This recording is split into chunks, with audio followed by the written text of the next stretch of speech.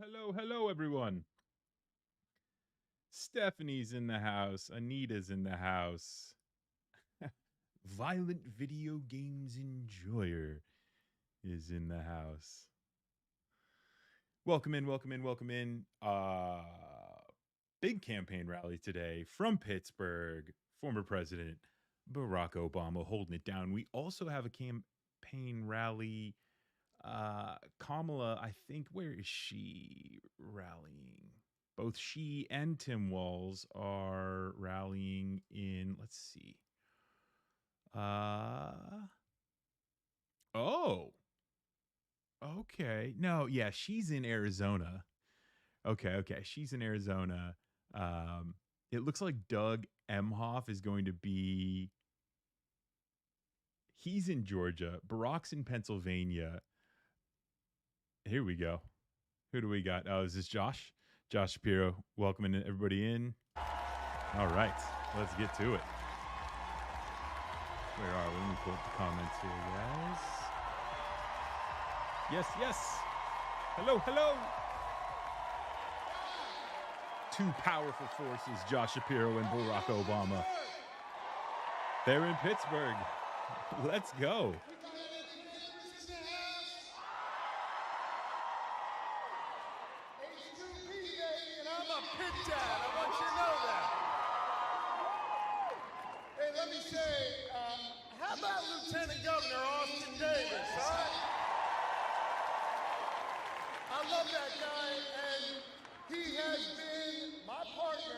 In progress here in the Commonwealth of Pennsylvania. Now listen, I think you all know this. We focus our work around three simple letters in the alphabet, and that is G-S-D. We focus on getting stuff done for the good people of Pennsylvania. And I'll tell you what, Pittsburgh, working together, we have been able to make the largest investment in public education in the history of the Commonwealth of Pennsylvania. That's right. Our kids today are learning on full bellies because we have delivered universal free breakfast for all God's children in Pennsylvania. We're investing in our schools, and we're investing to make sure those kids can walk to and from school safer and free of gun violence, investing more in public safety than ever before. And hear me on this. While we invest in public safety, we have also managed to bring people together to pass the most significant criminal justice reforms in the history of our Commonwealth. You can do both. You can have a just system and a safe system at the same time. We've cut taxes for small businesses and families and our seniors, and we've also made it crystal clear that here in Pennsylvania, no matter what path you choose, we're going to respect you. Whether you choose to go to the military, whether you choose to go to work in a union hall, or whether you choose to go work in college, all pathways to success are to be respected. That's why we did away. That's why we did away with the college degree requirement for 92% of state government jobs, opening up the doors of opportunity to more Pennsylvanians. We believe in getting stuff done in Pennsylvania. Now, I know we're here at the Fitzgerald Fieldhouse. This is where team sports are played. And I'm a big sports guy, and I'll tell you what, politics is a team sport. In order for us to get anything done, we got to find ways to bring people together. And we got to have strong partnerships in progress. I'll tell you someone who is a great partner to me, someone who's getting stuff done for Pennsylvania, our senior senator, United States Senator Bob Casey. Yeah, it's almost like he's got the one. Are you going to re-elect Bob Casey? He's got the one-hand mic, and then he's also got these mics at the podium. Thanks to Bob Casey and our guest tonight, Barack Obama, we've got the Affordable Care Act in this country. Hi, Angela Smith. Hey, hey. Thanks to Bob Casey, veterans are being taken care of in this country. Our infrastructure is being rebuilt, from repairing our lead pipelines in Esplin to getting that Fern Hollow Bridge rebuilt quickly. Bob Casey stands up for us, whether it's making sure our seniors can get insulin at $35 or making sure our kids have access to quality child care. Bob Casey is there for us. We got to return Bob Casey to the U.S. Senate.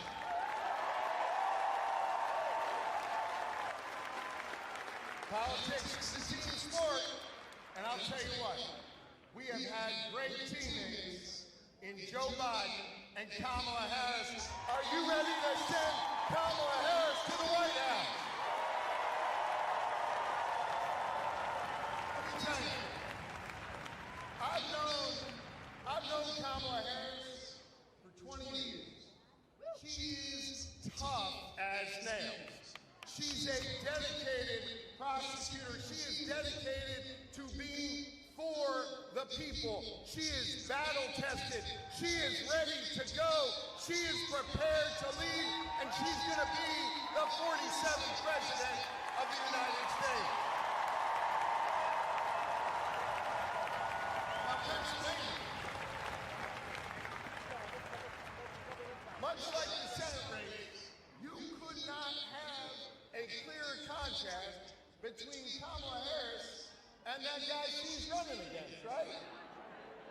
Now, I know there's still a few folks, even though we got about 3 weeks to go, there's still a few folks with a little bit of brain fog. They don't remember what it was like when he had the keys to the White House for those 4 years.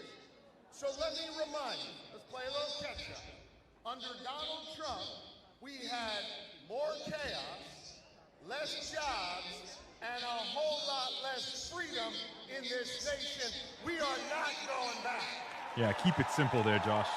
Well done. More chaos, less jobs. We're not going back. We're not going back. Right? We're not going back. We're not.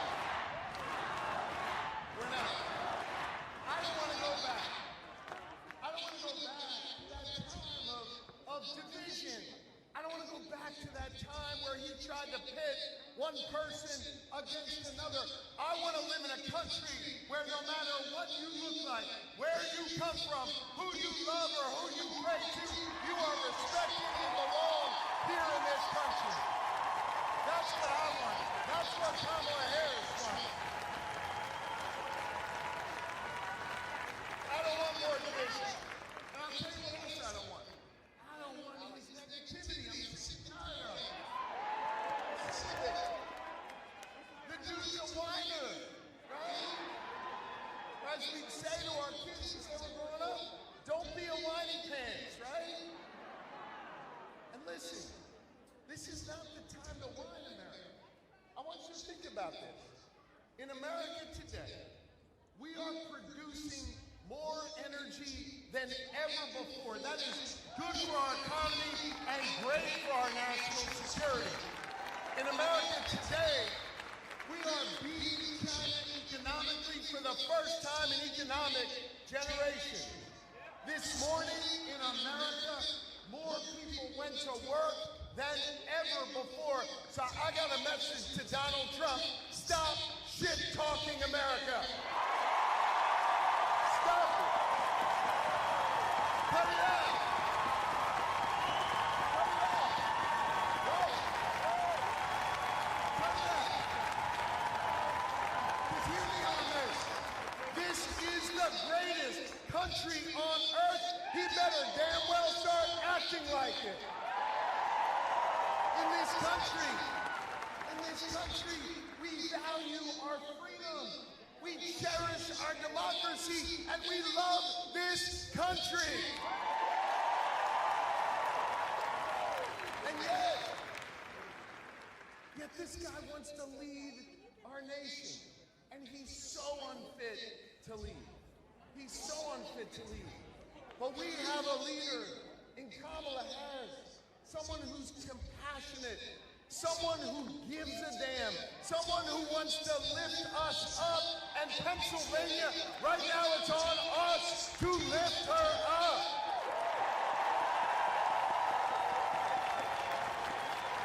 Now, I've been talking a whole lot about Bob Casey and Kamala Harris. I want to close by talking about all of you, my fellow Pennsylvanians.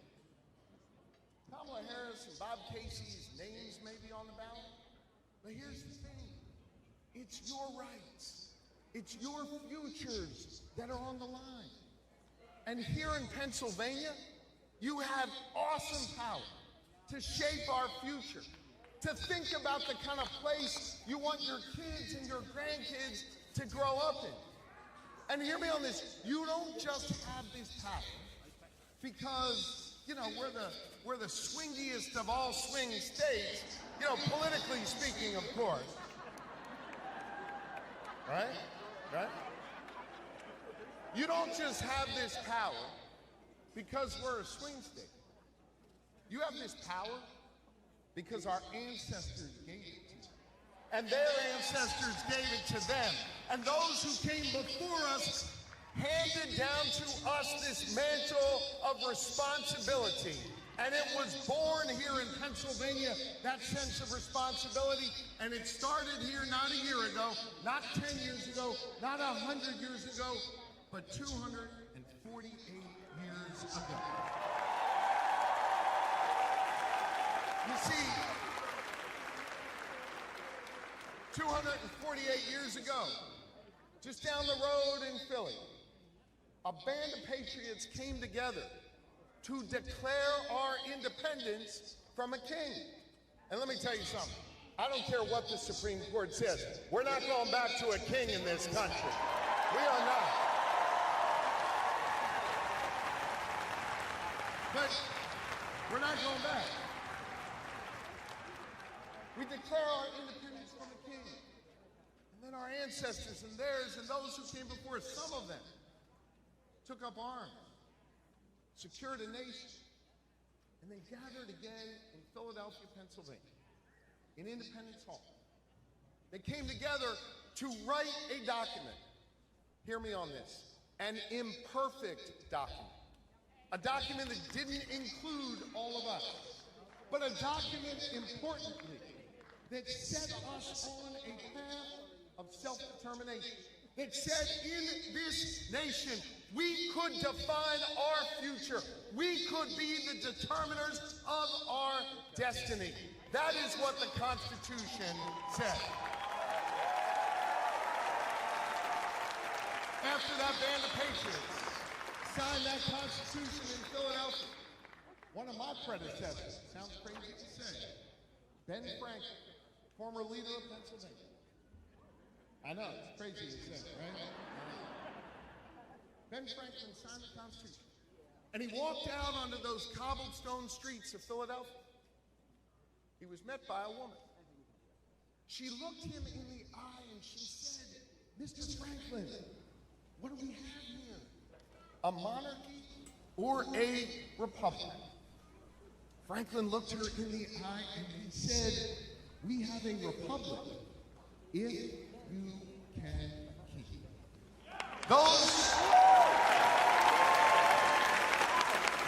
Those 5 words, if you can keep it, that's what's defined America over the last 2.5 centuries. That is what has called ordinary Americans to rise up, to demand more, to seek justice, and to try and build a future that was more tolerant, more equal, and more free. A future that after 2.5 centuries would come to include all of us, would come to bring all of us to the table, would come to perfect our union, even though it is still imperfect and that work in progress. Pennsylvania, we have a responsibility to continue this work. We have a responsibility to heed the words of Franklin, if you can keep it, and do this work right now. In a few weeks, you're going to grab a pen. Some of you may have done this already, and filled out your ballots. And I ask you, when you're filling out your ballots, and make sure you fill out that circle real well. Stay in the lines. I ask you to think about that pen you're using, blue or black ink. And I ask you to think about whether or not you're just voting for a person, but rather writing this next chapter in our American story. Right? A chapter that we haven't finished yet.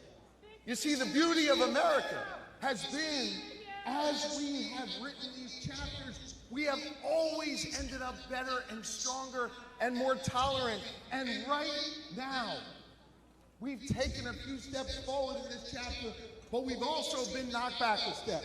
Because my daughter and daughters out there all across America today live with fewer rights than they had the day they were born. We are not finished doing our work. We're going to restore Roe under Kamala Harris and protect our rights and freedom. We're going to build a more tolerant nation. We are going to build a more just society. We are going to fill in that circle with Kamala Harris and Bob Casey, and we are together going to write this next chapter in our American story. Pennsylvania, it is on your shoulders. Are you ready to build a more perfect, a more just, a more free society? I know I'm ready for it. I know you're ready for it. Let's get to work, Pennsylvania. I love you guys. Thank you, thank you, thank you. Thank you. There were also people I could hear in the audience saying, "We can't hear you. We can't hear you." So yeah, I turned his audio up so loud that mine might not be that loud. Let's hop over to the Washington Post stream. And now it's all the same feed. So I'm going to stay on PBS NewsHour. And it looks like we also have, I think this actually might be Kamala's 4 p.m. Arizona rally. So I've got this one muted. Hopefully they can fix that audio before Barack comes and speaks. But yeah, it seems as though there was, I don't know what was happening. Josh had a microphone that he was holding, and there were also mics on the podium that I'm thinking maybe had something to do with that, but it's probably not that simple. But I did hear people in the audience. I don't know if you guys could hear that well, but I did hear people saying, "Hey, we're having a tough time hearing." Josh was kind of at the end of his speech there, so I think he just kind of wrapped up and headed out. Not the best way to start if you're Josh Shapiro and Barack Obama, but it is what it is. Thanks for tuning in, everyone. If you guys want to let me know where you're watching from, that'd be fantastic. It's so good to see a lot of you in the comments. We are live both on Facebook, facebook.com/RFLCTvid, and on YouTube, of course, at youtube.com/ReflectNews. We've got New York in the house. We've got North Carolina in the house. Concord, North Carolina. I'm not too familiar with North Carolina's the geography there, but I hope you are safe, NC Thorne.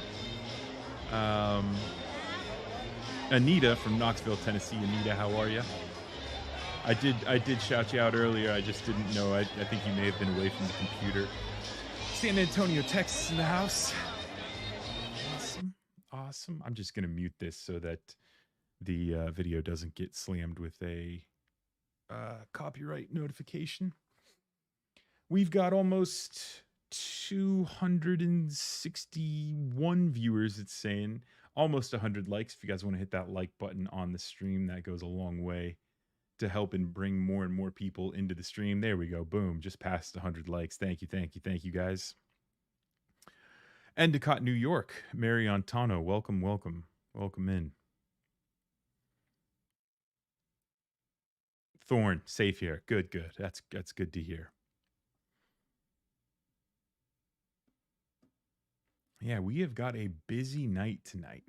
Let's check in with Kamala Harris is still kind of hanging out. Let's see if I have this stream muted here. Let's see if we bring this back in. Yeah, it's just more copywritten music that I can't share. Canada's in the house. Deborah Kilton from Florida. Hope you're safe.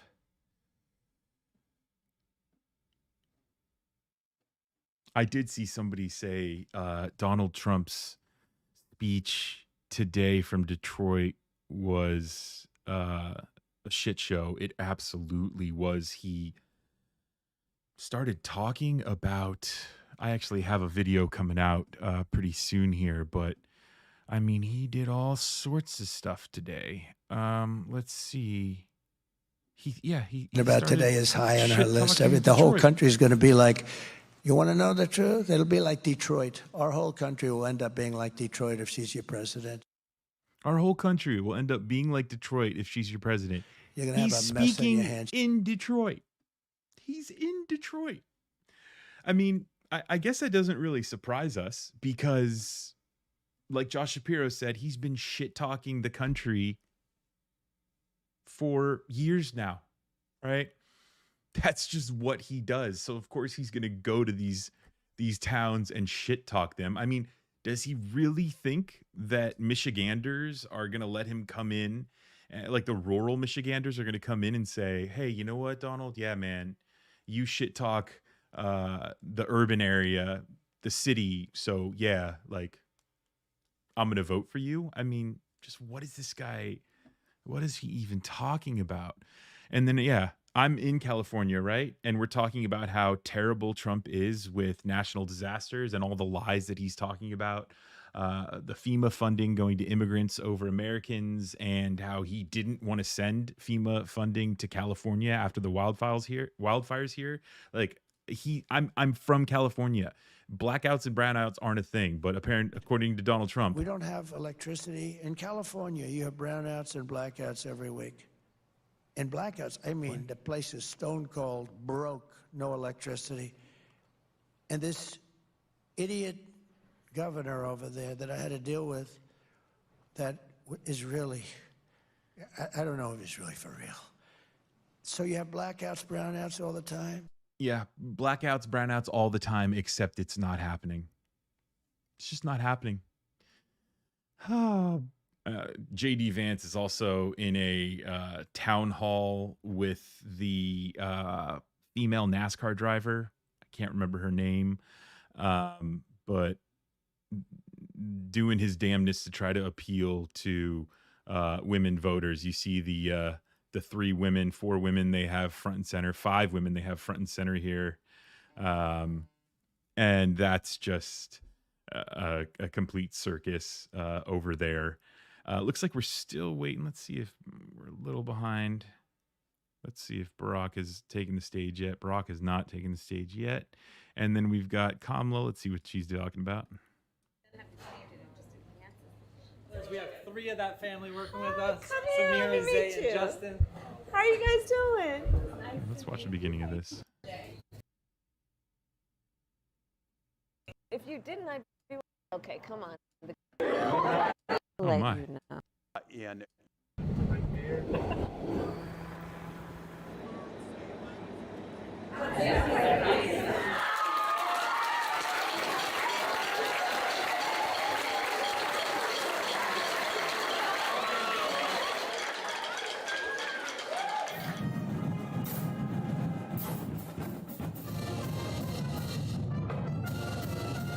to all of you, thank you. Thanks for having us in your school. I'm grateful to be part of a team with a really great head coach here in your next president of the United States, Kamala Harris. I was in band when I was your age. Sometimes you hit the note, sometimes you don't, right?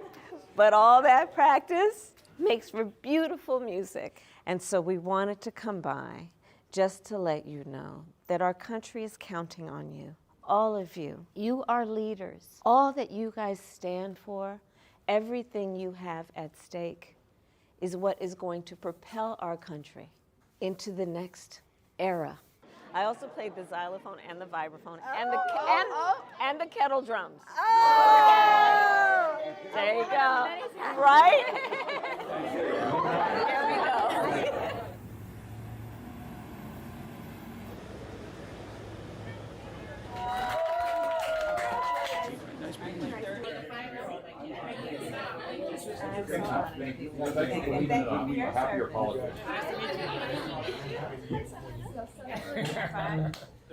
We're the Islands in the South. Wait, well, okay, come on. The kids have to come forward. Come on, you guys. Okay, who do we have here? This is my son, Evan. Hi, Evan. Nice to meet you. Sorry, no, you're working. You're working. This is all good. If you didn't, I'd be wondering, is he really working? Right? Well, I wonder there that you all the go. Well, of course. Sometimes I think he just puts a little sauce on it. Uh-huh.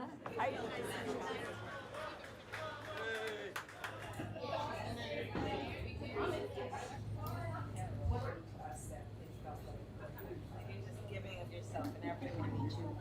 It's great to meet you. Gumbo Apprentice. These are all local artists? Mostly, yeah. You know when they're having a good day, when they're having a challenging day. It doesn't have to change it, just enhances. We have 3 of that family working with us. Come here, let me Samir, meet Zay, you. and Justin. How are you guys doing? Nice to meet you. How you doing? Bless you. But I want to get this also.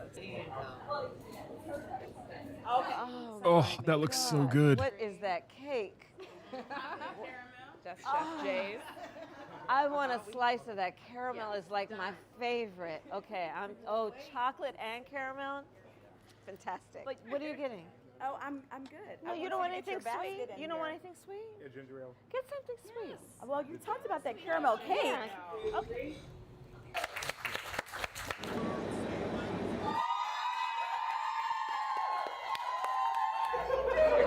He's on the treadmill. That's good. I worked out this morning. How you doing? I felt like I needed to channel my inner Kamala and get on the treadmill and get to work. Oh, I'm so proud of you. But I'm here with your mom, and we were talking about you, and I just wanted to say hello and thank you for all you're doing, okay? No, thank you for all you're doing. It's such an honor to vote for you. Well, we're in it together. All my friends are voting for you. I'm up in Wisconsin. We have your All right. back. Oh, that's wonderful. Just real quick, guys. Yeah, it was definitely some audio issues here. They are working hard to get this fixed. Well, thank you for all the help, and take care of yourself, okay? Yes, ma'am. And thank you for the support. Thank you. And your mom right now has tears in her eyes. I have tears in my eyes. Oh my God. Okay, I'm going to give you back to your mom. Take care, Madison. Okay. Thank you, you too. Bye, honey. Thank you so much. Make sure she's holding on while she's talking on the treadmill. And being in Savannah, I understand what this means. You guys are doing hard work here. We're doing it together. And so, exactly. We're running together, so. I do bacon. Garlic. I put white vinegar. I do. So I start with, I slice up my garlic. But no, first I chop up the bacon and get all that fat going. Then I put garlic, some chili peppers, and then a lot of water and a little chicken stock. And I let it go for a while before I put the greens in. And then, right, so you get that going and all that flavor. And then I put the greens in for a couple hours. Then I do vinegar, and then I cheat and do a little Tabasco. No, that's okay. Yeah, but Tabasco of all, like I like Louisiana hot sauce, but Tabasco has that right amount of vinegar. Yeah, and so that's how I do my greens. With feet on the ground, interacting.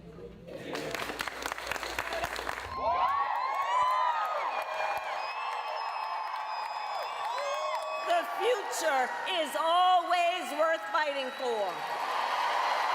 We fight for a future with affordable child care, paid leave, and affordable health care. Generations of Americans before us What's up, Real Bill P? led the fight for freedom. Welcome in. Now, Savannah, the baton is in our hands. So we who believe in the sacred freedom to vote will finally pass the John Lewis Voting Rights Advancement Act and the Freedom to Vote Act.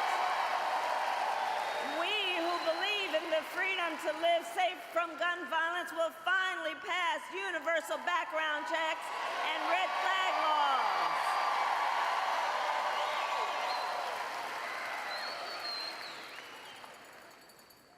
So much is on the line in this election. Georgia, are you ready to make your voices heard? Do we believe in freedom?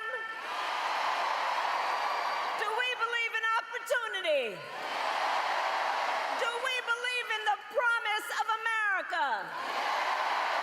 And are we ready to fight for it? And when we fight,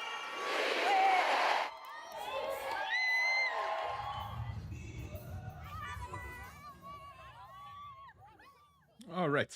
Looks like we've got somebody coming on stage to introduce President Obama. Let's check in here.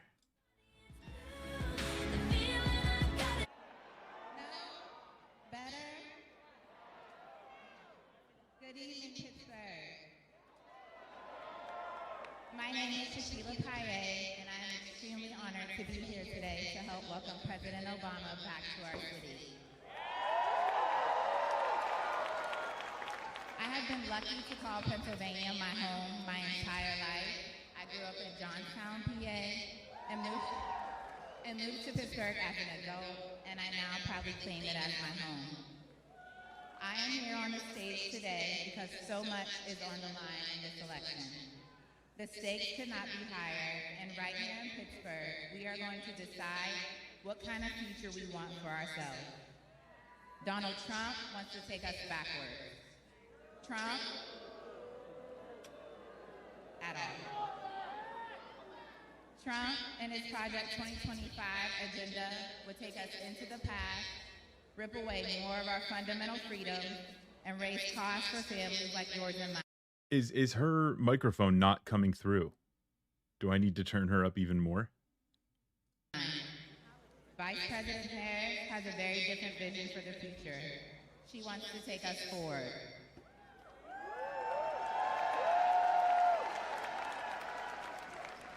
Listen, I spend a lot of time with the future as a kindergarten teacher at the Urban Academy Charter School of Greater Pittsburgh. I spend every day with a bunch of youngins, and when I think about what kind of world I want my students to grow up in, I think of the future Vice President Kamala Harris and Governor Tim Walz are fighting to build. I think about a future where every single one of my students can make a good life for themselves and get ahead. I want them to be able to get a good education, one day buying a home, and not worrying every night about how they'll pay their bills or buy food for their families. I think of how the little girls I teach deserve to be able to control their own bodies without the government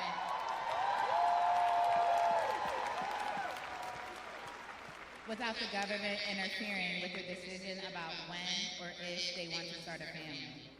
And that's the future that Vice President Harris is fighting for. That's what's at stake in this election. I'll be honest, for a while politics have felt distant to me. I voted for President Obama in 2008 as a first-time voter. And then again in 2012.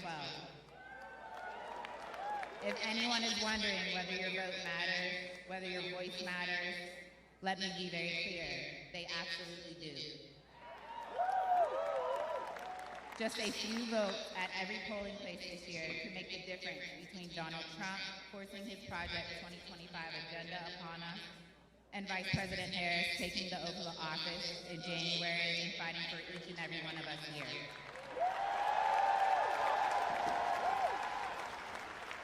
That's why I decided to get off the sidelines this year, and on Tuesday, I renewed my voter registration. If you haven't checked checked your voter registration, please do it today. You have until October 21st to register to vote and then get out to cast your ballot on Election Day. I am excited to start my voter process again, casting my ballot for Kamala Harris and Tim Walz.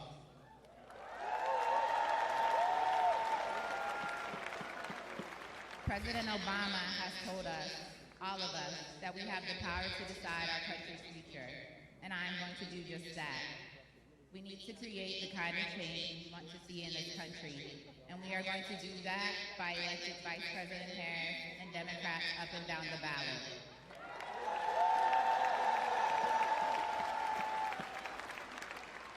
It is now my incredible honor to introduce Senator Bob Casey, who has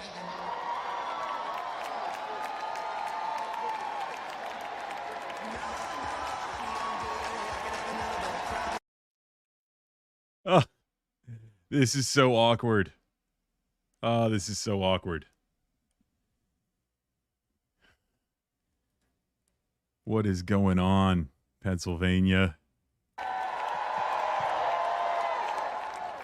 Wow, what a crowd.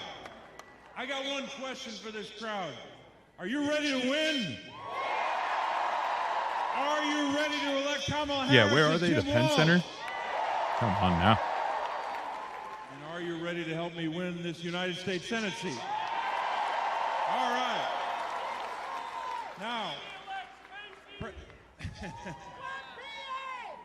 isn't it great to have President Barack Obama with us tonight? I'm going to introduce him in a moment, but I got a couple things I want to say first. But we're so grateful you're here tonight. You're here tonight because you love our country. That's why you're here tonight. And I can't thank you enough for loving your country enough to be here with us tonight. This is a fight this year about a lot of key issues for families. But I think at the core of this campaign, at the national level and here in Pennsylvania, it's a fight really about two things. The first is rights. The fight for voting rights, women's rights, workers' rights, all on the line. But this is also a fight about working families, about working together to help our working families to lower costs, to fight the fentanyl crisis, and to take care of the most vulnerable among us. Our kids, our seniors, people with disabilities, help our veterans. That's what we do as Democrats. NC Thorne. Thank you, thank you. I got something to say about my opponent, just a couple things. My opponent is a former hedge fund CEO. And he told some lies in this campaign. He lied about living in Pennsylvania when he was living in Connecticut.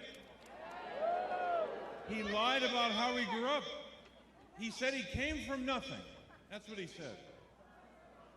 He had a pretty good upbringing like I did. We were lucky to have strong families and to grow up with a lot of advantages. He should tell a different story about that. He also lied about creating jobs in Pennsylvania. When he outsourced jobs from Pennsylvania to India and China. He shouldn't lie about that. He also lied. Well, we just get past that. But you know, this is a candidate who didn't vote in Pennsylvania for 15 years. While we were here in Pennsylvania working for the people, working all together like we all were, he was somewhere else. He was up in Connecticut. And you know what he was doing when he was in Connecticut as the hedge fund CEO? He was investing in China, not in Pennsylvania. Hear me out on this. He increased investments in China by 108,000% when he was the CEO. He invested in a company in China that made 90% of the fentanyl. He invested in Chinese oil companies and steel companies. He invested in China's companies making bombers and missiles to help China's military. Now, when he did all that, he was hurting our country and hurting the people of Pennsylvania. That's what he was doing. Boo was right. And you know what he also bet against? When he was making investments, he bet against American steel companies, not betting for American steel companies. I want you to know, he's got some plans if he were to be successful. Here's one of his big plans. His plan is to give big tax breaks for, you guessed it, the billionaires, the people making a lot of money, and the biggest corporations in the world. You know what happens when they do that? They'll put Medicare, Medicaid, and Social Security on the chopping block. We're not going to do that in America. We're not going to cut those programs to give billionaires a tax cut.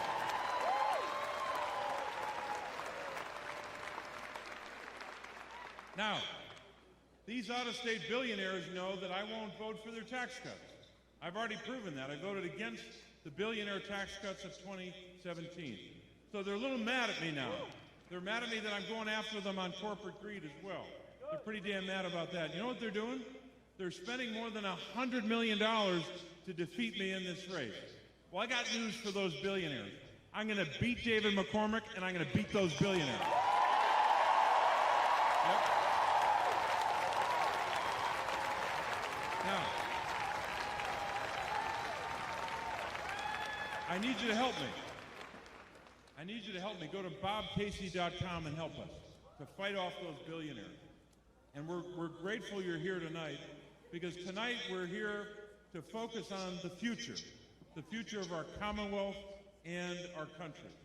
And tonight as well, we're honored tonight to welcome back to the city of Pittsburgh someone who's been here a lot, who campaigned here when he ran for president the first time, the second time, and helping candidates after that. You remember what he did. There's a lot we could list here, but I'll just make it very brief. You know what he did to lead our country in passing the Affordable Care Act, right?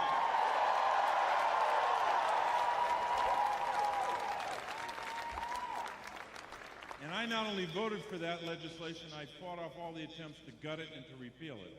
But that bill, here's what that bill meant to the people of Pennsylvania. There are 1.4 million Pennsylvanians who have health care solely because of the Affordable Care Act.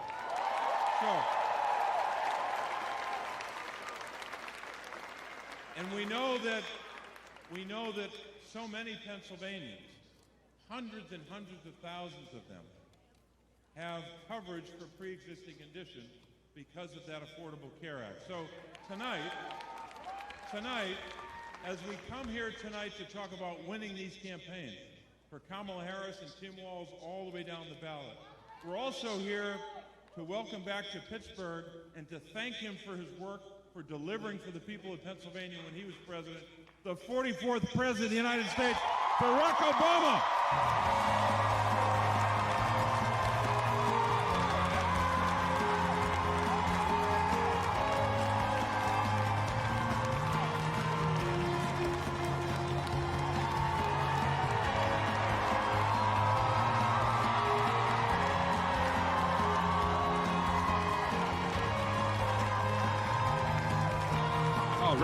All right.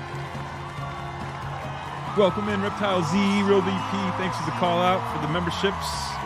Be sure to sign up today if you haven't already. It goes a long way to help you support the channel.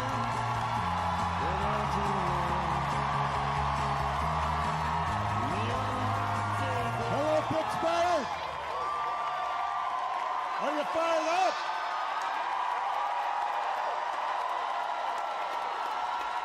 Are you ready to go?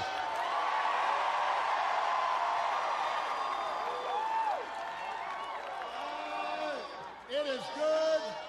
It is good to be back in Pennsylvania. It is good to be back in Pittsburgh.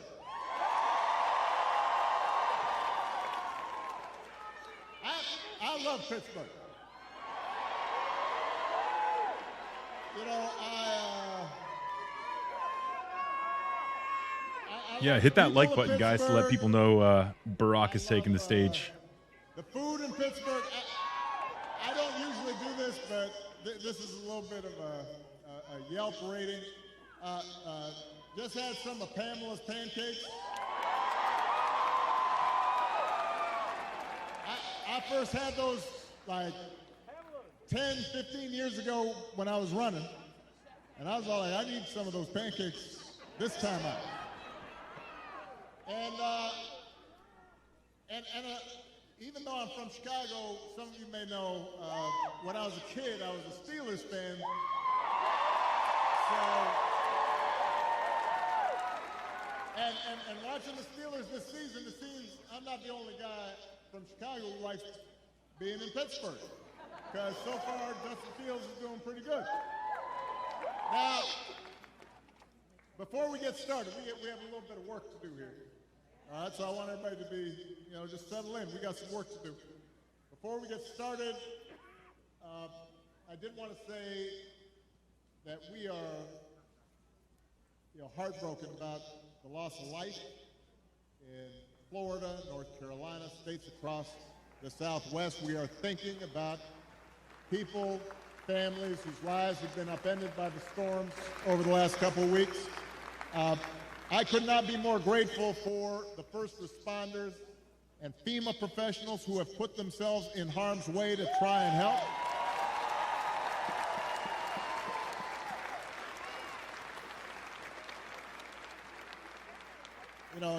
It's times like this when you realize having honest, competent leadership in government really matters. It makes a difference. And today I'm asking you to vote for some of those leaders, including some folks we need working with your outstanding governor, who you just heard from, Governor Josh Shapiro. We need them in Harrisburg. So we need you to vote for your next Auditor General, Malcolm Kenyatta. Your next Attorney General. Maple Lane. Wow. Welcome to the best community. Hit that like, spread the love, vote blue, up and downwards on the ballot. Man. Thank you, Stephanie. Senator Bob Casey.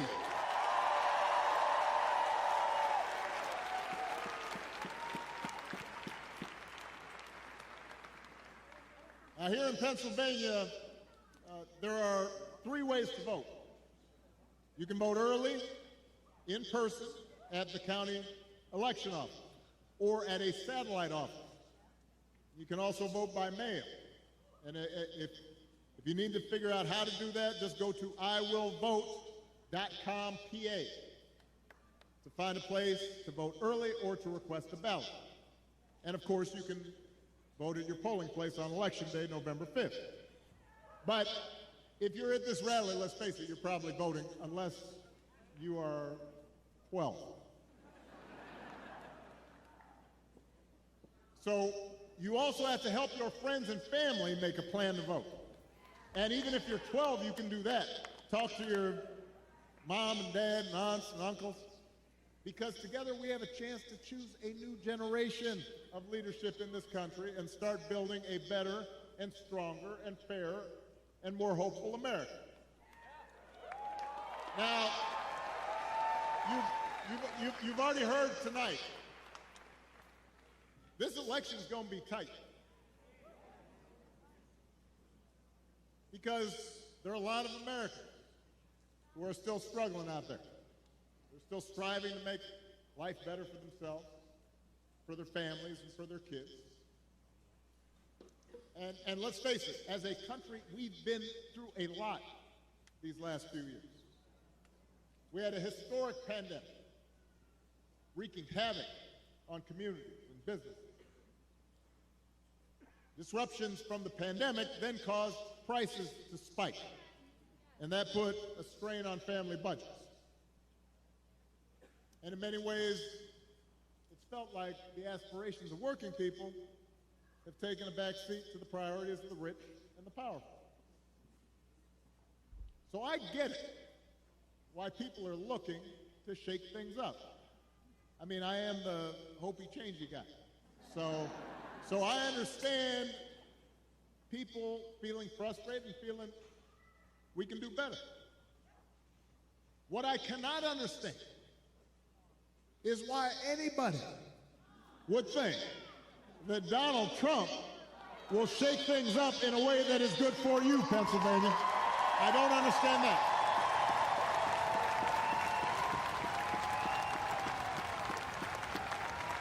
Because there is absolutely no evidence that this man thinks about anybody but himself. I've said it before. Donald Trump is a 78-year-old billionaire who has not stopped whining about his problems since he rode down his golden escalator 9 years ago. You've got the tweets in all caps, the ranting and the raving about crazy conspiracy theories. You got the 2-hour speeches, word salad, just, it's like Fidel Castro, just on and on. Constant attempts to sell you stuff. Who does that? Selling you gold sneakers and a $100,000 watch and most recently a Trump Bible. He wants you to buy the Word of God, Donald Trump edition. Got his name right there next to Matthew and Luke. I mean, you could not make this stuff up. If you saw it on Saturday Night Live, you'd say, well, no, that's going too far. No, he's doing that.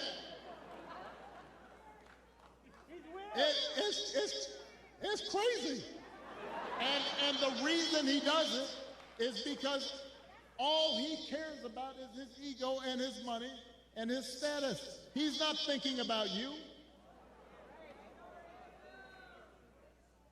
Donald Trump sees power as nothing more than a means to an end.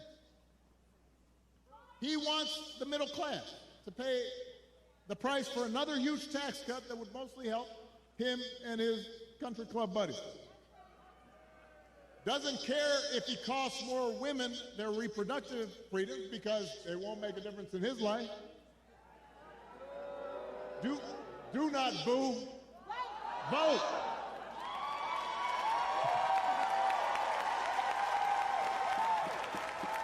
They can't hear your boos, but they can hear your votes.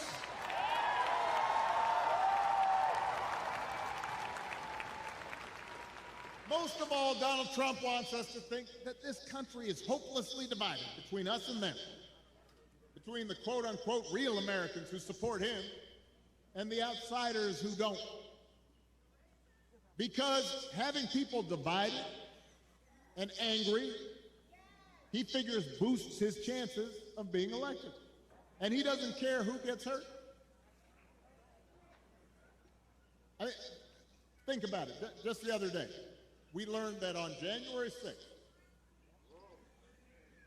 a couple years ago, Donald Trump was told that Mike Pence was in the Capitol about 40 feet from an angry mob chanting, "Hang Mike Pence." And his response was, quote, "So what? Don't boo." If Donald Trump does not care that a mob might attack his own vice president, do you think he cares about you? Pennsylvania, we do not need 4 more years of that. We don't need 4 more years of arrogance and bumbling and bluster and division. America's ready to turn the page. We are ready for a better story, one that helps us work together instead of turning against each other. Pennsylvania, we're ready for President Kamala Harris. Yeah, that's really great. So I like how he basically just tears Donald Trump apart for being the egomaniacal monster that he is, and then gives just one example of kind of how he is this monster, right? And it could be anything from, not caring about Mike Pence being in danger, or not caring about the woman who was shot, his own supporter, or sending Putin personal COVID tests and equipment. There are a number of things that he can use here to turn and now talk about the future and Kamala Harris. Let's see if he goes right into what a world with Kamala will look like.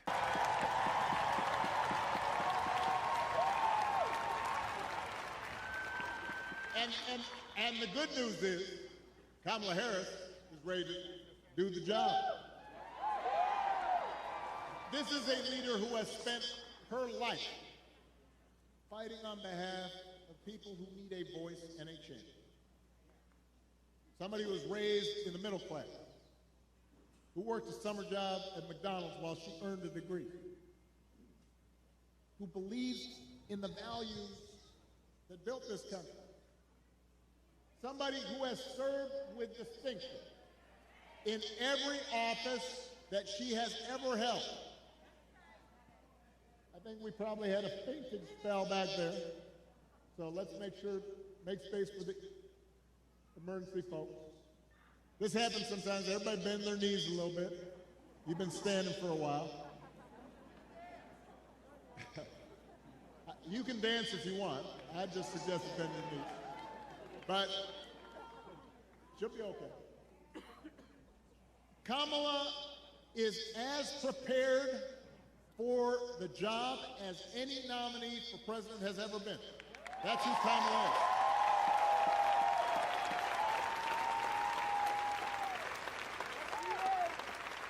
And in the White House, she will have an outstanding partner in Governor Tim Walz.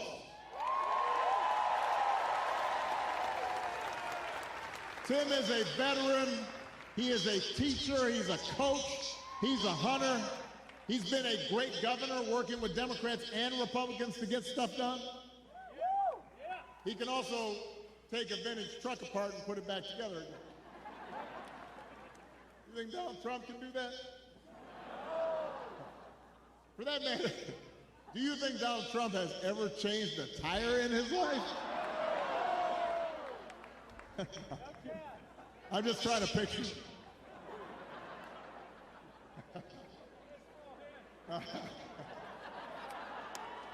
The point is, if you elect Kamala and Tim, they won't be focused on their problems, they'll be focused on yours.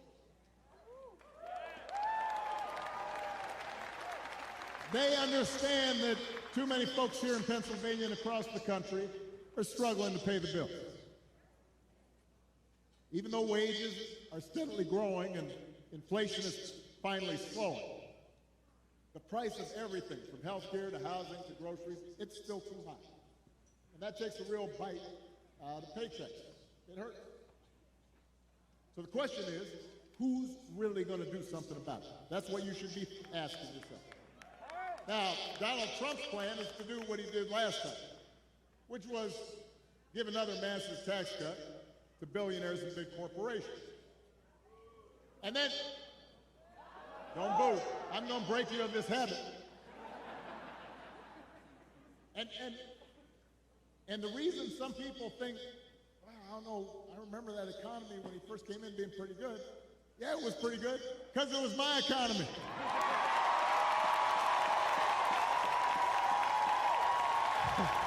We had had 75 straight months of job growth that I handed over to Boom. him.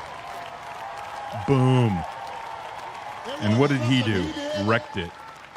I spent 8 years cleaning up the mess that the Republicans had left me the last time. Yep. So just in case everybody has a hazy memory,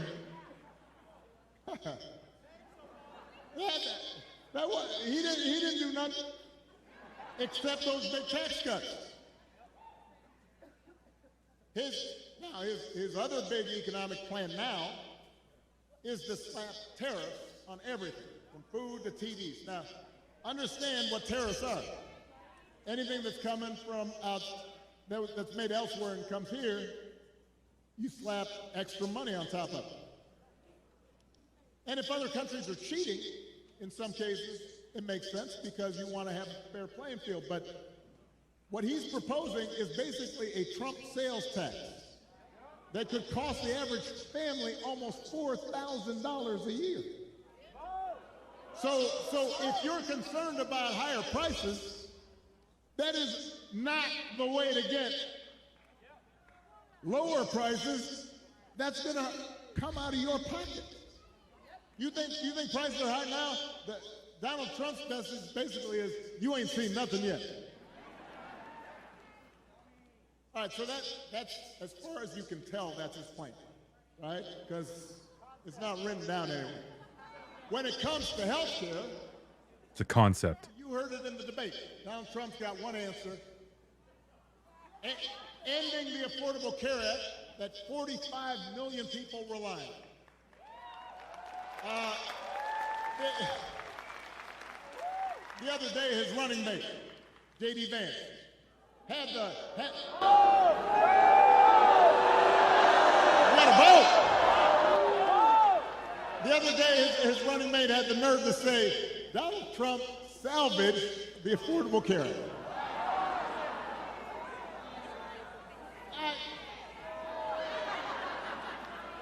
I mean, Donald Trump spent his entire presidency trying to tear it down. And by the way, he couldn't even do that right. And now, 8 years after he was elected, when he was asked about what he was going to do, he says he's got concepts of a plan for how he'd replace it. Now, I want you all to think about this for a second. Let's say your boss gives you an assignment, project.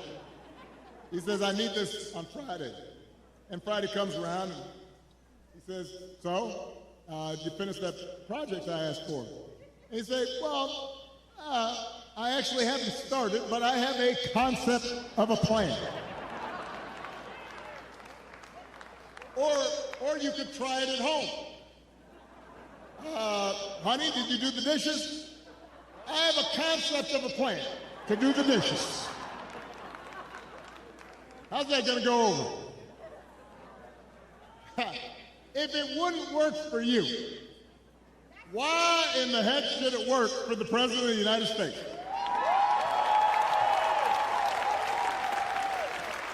But the good news is, Kamala Harris, she doesn't have concepts for a plan.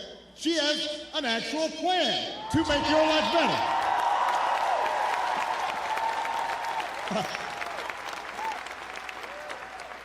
To bring down the cost of things like groceries. She'll go after corporations that are jacking up prices. Just like she went after big banks and for-profit colleges when she was an attorney general in California. And believe me, when she does, nobody's going to want to stand in her way. I remember after the home mortgage crisis, Kamala pushed me and my administration harder than any other attorney general in the country to make sure homeowners got a fair settlement. It did not matter that she was pushing a Democratic administration. She was not going to let anybody stop her from winning as much relief as possible for the families who deserved it. And because of the work she did, those families got billions more than they would have otherwise got. That's the kind of president Kamala Harris will be.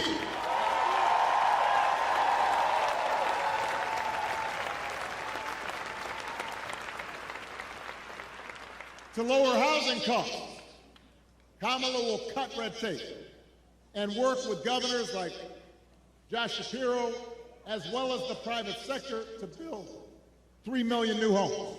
And she'll give first-time home buyers up to $25,000 to help with the down payment.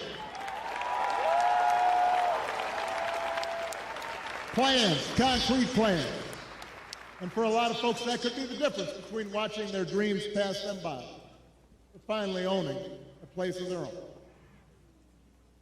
To lower health care costs, Kamala already worked with Joe Biden to take on the drug companies. and bring down the cost of insulin and hearing aids and more than 50 prescription drugs. And as president, she will never stop working to limit out-of-pocket costs and protect your care. That's who Kamala is. She's got a track record of doing it. And here's the big one. Instead of giving more tax breaks to billionaires and raising prices on working families, Kamala will give a tax cut to 100 million middle class and working people here in America.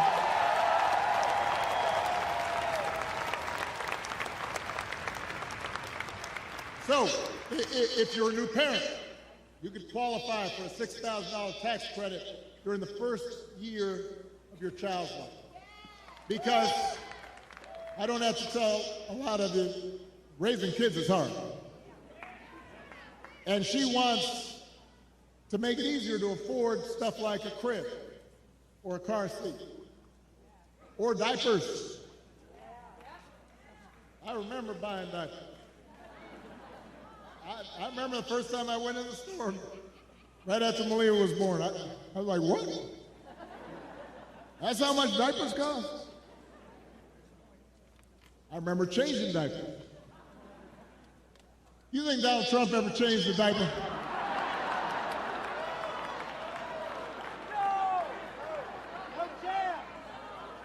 Yeah.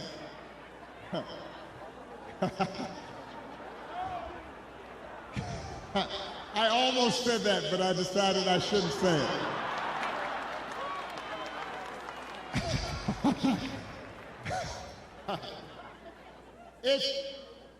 If you're starting a small business, Kamala Harris will give you a $50,000 tax credit to help you get it off the ground.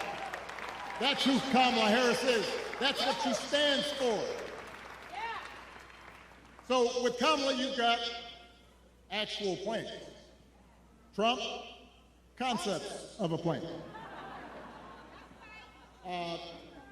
Now, if you challenge Trump to elaborate and enumerate his concepts, he will fall back on one end. J.D. Vance does the same thing. Doesn't matter what the issue is, housing, healthcare, education, paying the bills. Their only answer is to blame immigrants. They want you to believe that if you let Donald Trump round up whoever he wants, by the way, and ship them out, all your problems will be solved. Now, we've got real issues at the border. We are a nation of laws and a nation of immigrants. We have to make sure it's fair. There are communities at the border that can be overrun.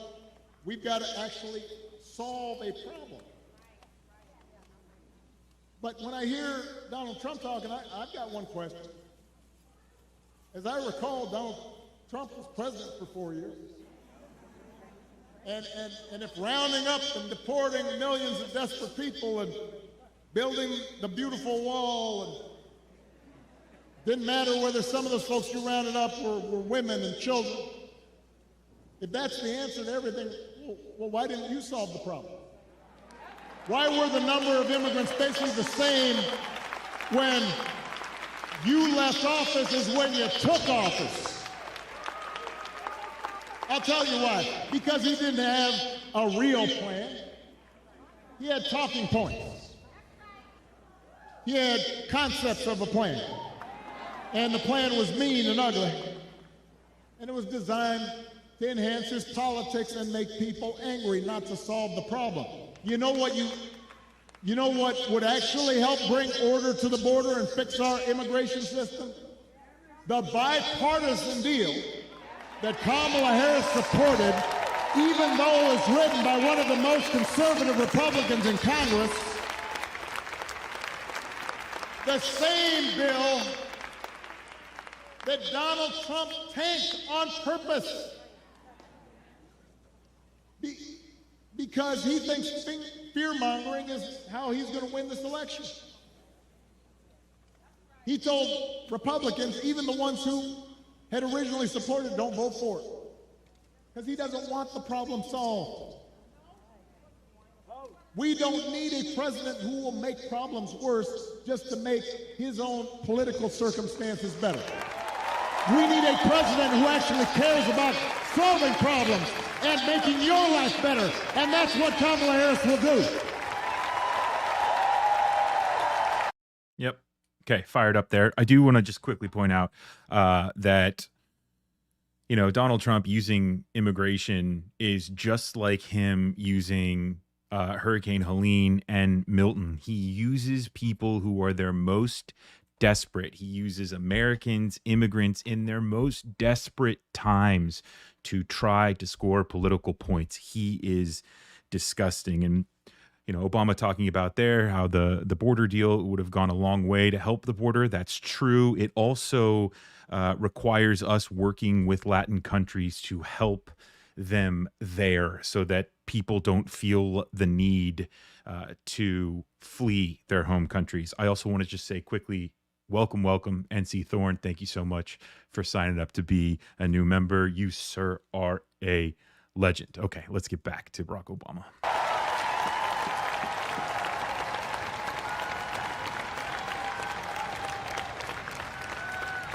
And to help her do it, she will need a Senate full of serious public servants like Bob Casey.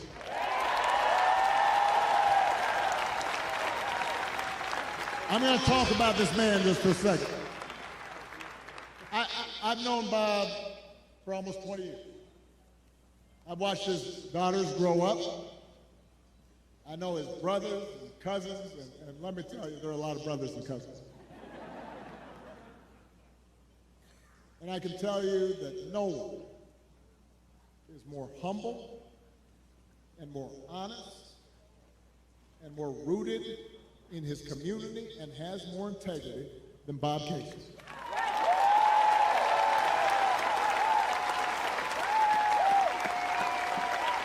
You know, in Washington, folks make a distinction between work horses and show horses. And Bob Casey, he's not a show pony. All the guy cares about is doing the job and looking after you, the people he was elected to serve. That's the kind of person we need to send back to Washington. That's the kind of person who's going to help Kamala get stuff done. Folks who share our values and will do what they can to move this country forward rather than backward. That's who Bob Casey is.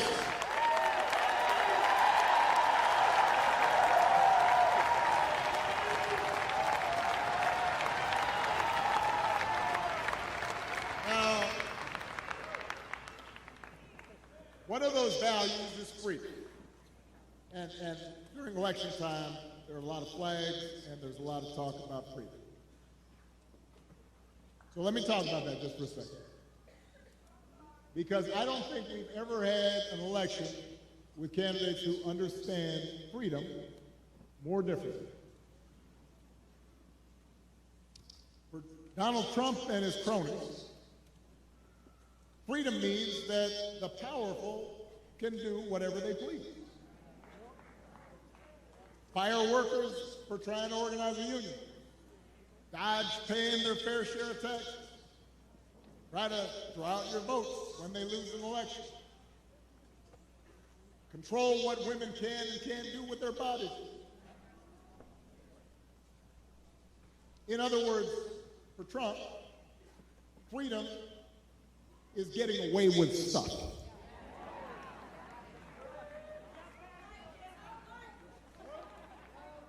It's like he said in the middle of the pandemic. I don't take any responsibility at all. People were dying. I don't take any responsibility at all. Not sure any other president has ever uttered that statement. We have a broader idea of freedom. We believe in the freedom to provide for our families if we're willing to work. the freedom to breathe clean air and drink clean water and send our kids to school without worrying if they come home. We believe that true freedom gives each of us the right to make decisions about our own life, how we worship, who we marry, what our family looks like.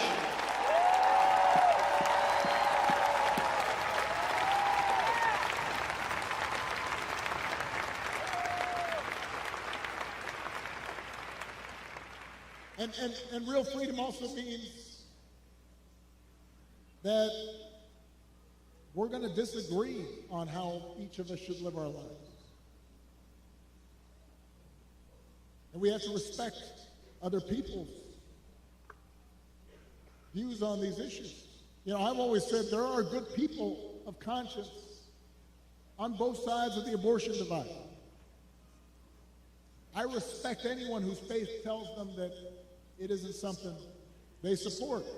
But if we believe in freedom, then we should at least agree that such a deeply personal decision should be made by the woman whose body is involved and not by politicians.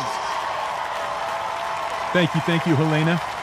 Vote Blue Harris Walls 2024. Absolutely. Let's get it done.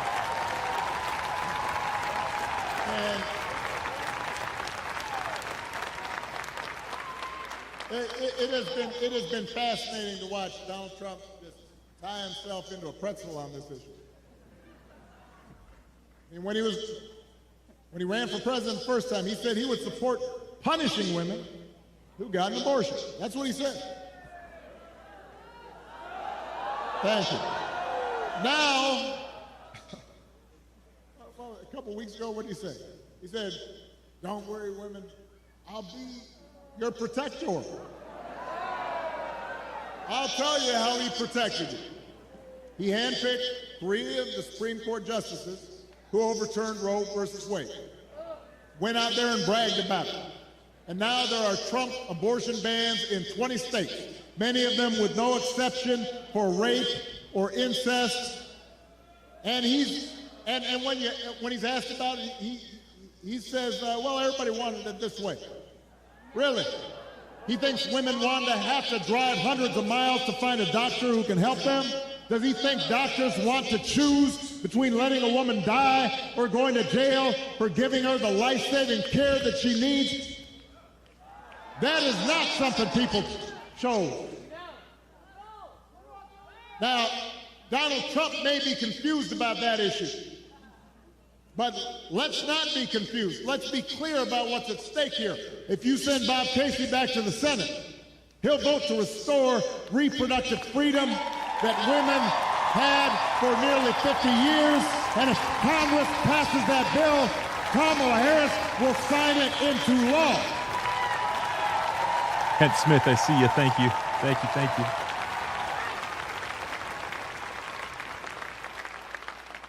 Because they understand that freedom is about being able to make the right choice for ourselves and our families.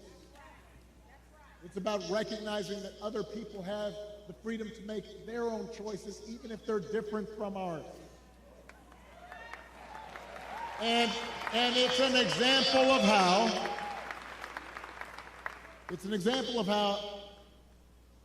at the end of the day, this election isn't just about politics. It's about values.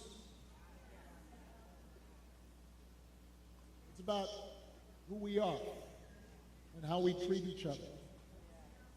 And the example we want to set for our children and for their children. And it's about character. You know, some of you know that when I was growing up, I didn't have a father in the house. But I did have plenty of people around me. Stepfather, grandparents, teachers, coaches, most of all my mom, who taught me the difference between right and wrong, who showed me what it meant to have integrity and to be honest and to be responsible and to work hard and to treat other people like we wanted them to treat us. And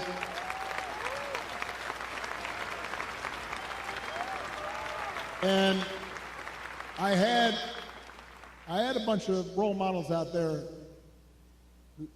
who helped raise me to become a man, and I made mistakes, and sometimes I didn't live up to those values that had been taught the way I should have, and I was checked and I was corrected, and I internalized those values, and I tried to live up to them.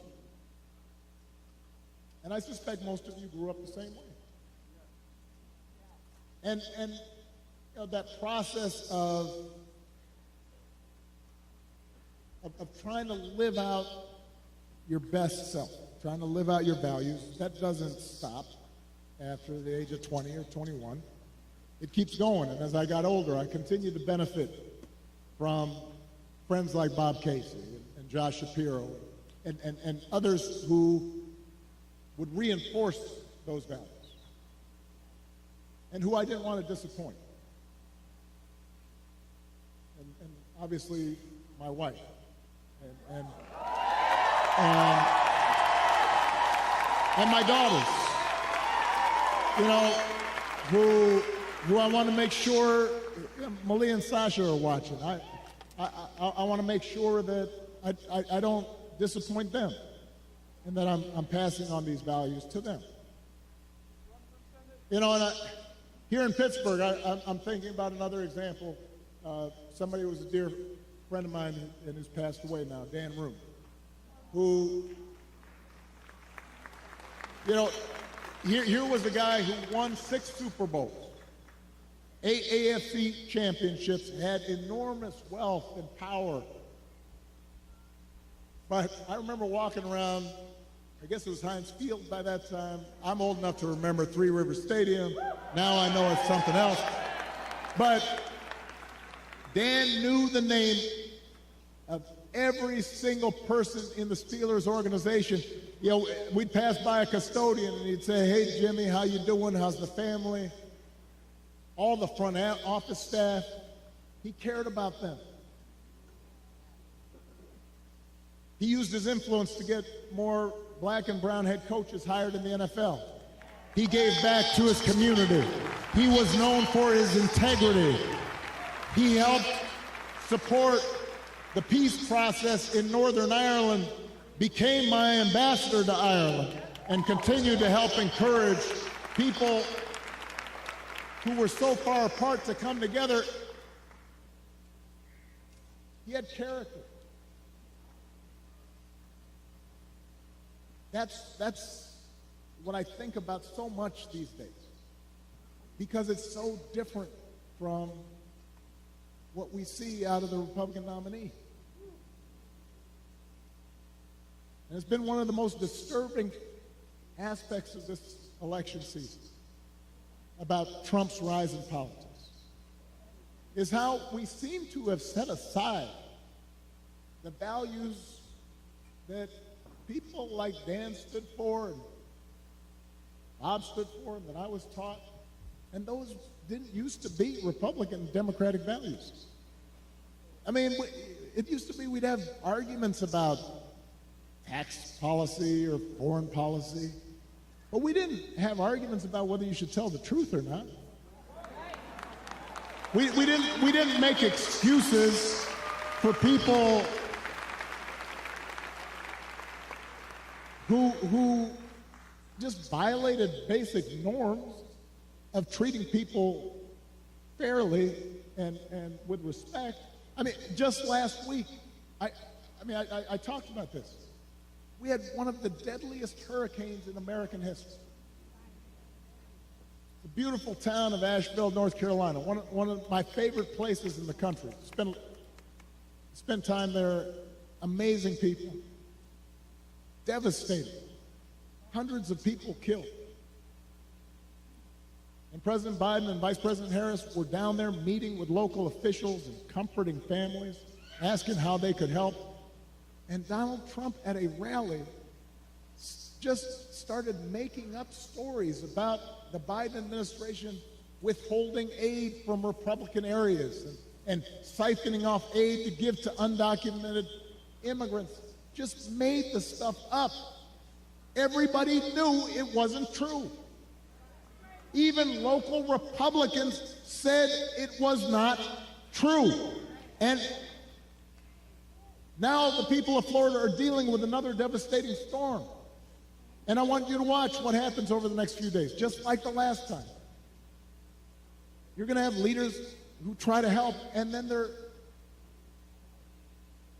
you have a guy who will just lie about it to score political points, and this has consequences. Because people are afraid, and they've lost everything, and now they're trying to figure out, how do I apply for help? And some of them may be discouraged from getting the help they need. The idea of intentionally trying to deceive people in their most desperate and vulnerable moments. And my question is, when did that become okay? I'm not looking for applause right now. I want to ask Republicans out there, you know, people who are conservative, who didn't vote for me, who didn't agree with me. I had friends who disagreed with me on every issue. When did that become okay? Why would we go along with that? I mean, if your coworkers acted like that, they wouldn't be your coworkers very long. If you're in business and somebody you're doing business with just outright lies and manipulates, you stop doing business with them. Even if you had a family member who acted like that, you might still love them, but you tell them you got a problem. And you wouldn't put them in charge of anything. And yet, when Donald Trump lies or cheats or shows utter disregard for our Constitution, when he calls POWs losers or fellow citizens vermin, people make excuses for it. They think it's okay. They think, well, at least he's owning the libs. He's really sticking it to them. It's okay as long as our side wins. And by the way, I'm sorry, gentlemen, I've noticed this especially with some men who seem to think Trump's behavior, the bullying and the putting people down, is a sign of strength. And I am here to tell you that is not what real strength is. It never has been.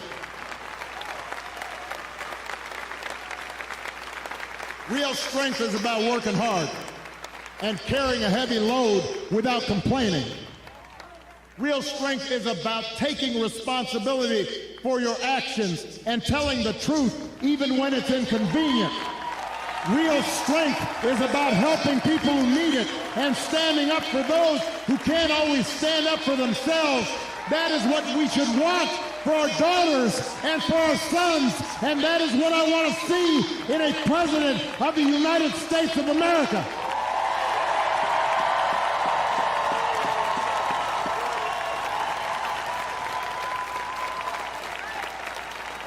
And the good news is that you have candidates to vote for in this election that demonstrate that kind of character, who know what real strength looks like, who will set a good example and do the right thing and lead this country better than they found it.